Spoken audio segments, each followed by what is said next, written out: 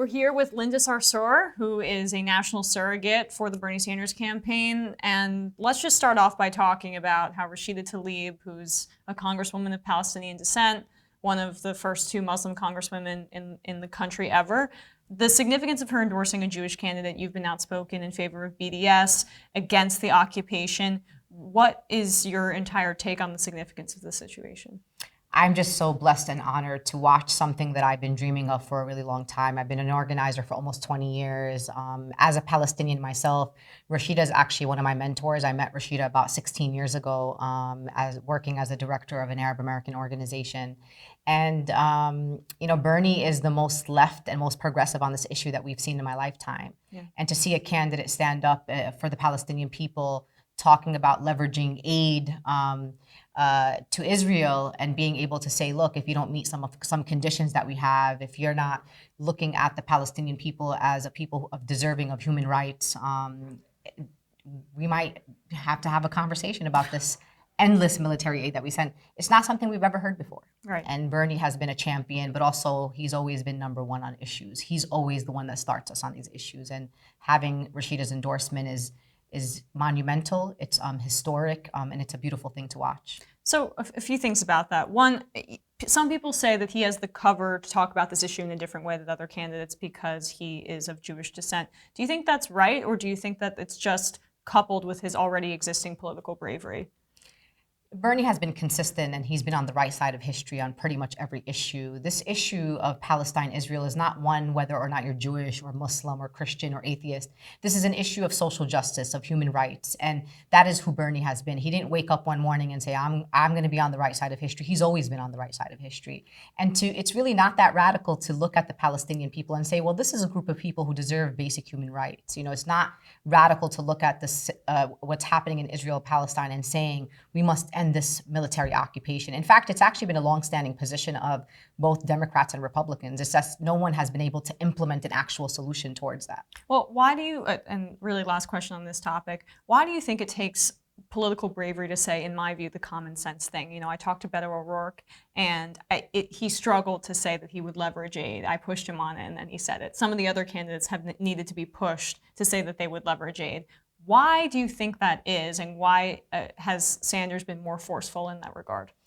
Because Bernie Sanders knows that people who are staunch, unequivocal supporters of Israel are not going to vote for Bernie Sanders because they are not a group of progressives. And so he's not catering to AIPAC. He's not catering to the new, Democratic majority for Israel. He is a person who's going to toe the middle line. He's going to be straight, and he's going to say what he believes no matter who's in the room. So he doesn't say something different to the Muslims and to the Arabs and to the Palestinians that he says to people who are, of other ethnic backgrounds or people who support the state of Israel. He's consistent all around, and that's why we appreciate him. I don't actually agree with Bernie Sanders on all of his positions on Israel-Palestine.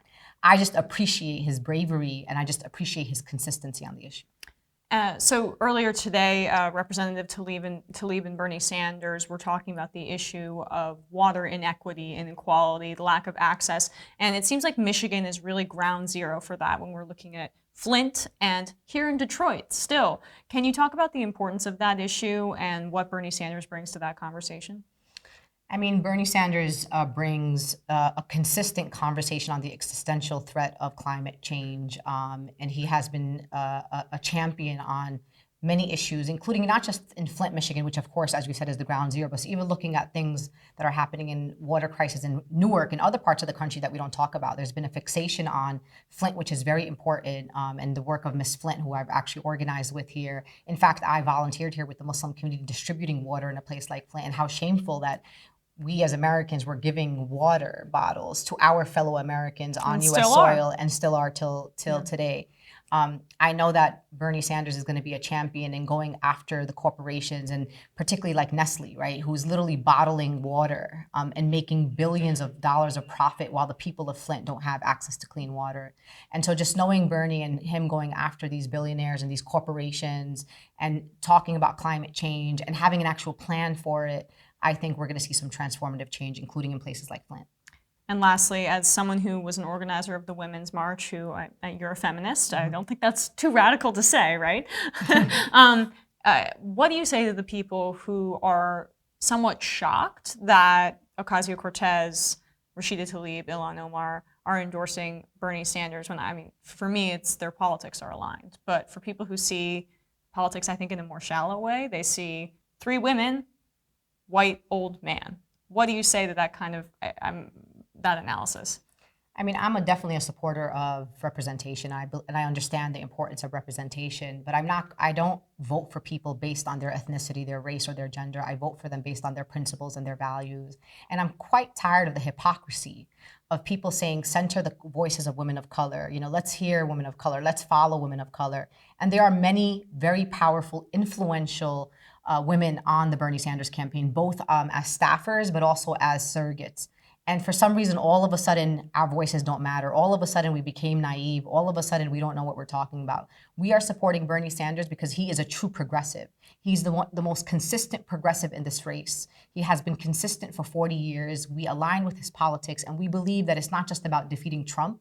We believe he's the only candidate that after Trump is going to give us the type of transformation that we all have been yearning for. Thanks so much, Linda. Thank you. Thank you.